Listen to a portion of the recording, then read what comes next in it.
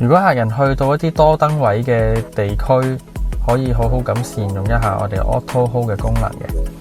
我哋嘅功能鍵嘅位置就會喺我哋波棍嘅左手邊，又會有個 A 字喺度嘅呢一個公仔。留意啦，如果要開着呢個功能呢，我哋首先要開着架車，同埋扣好咗司機嘅安全帶先。咁開着咗之後，喺標板嘅位置會出現一個白色嘅 A 字公仔。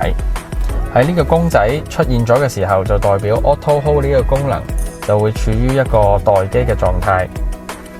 咁如你要開着佢嘅話呢，都好簡單嘅啫。我當啦，譬如我而家行車，我入翻 D 波，我哋向前行車。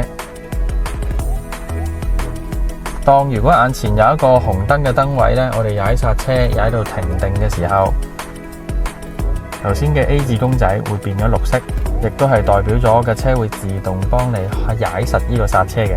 咁喺呢個狀態呢，我哋隻腳係能夠離開個剎車，等完呢個燈位轉綠燈嘅時候，我哋再俾油，佢會變翻白色，咁架車就會繼續行駛啦。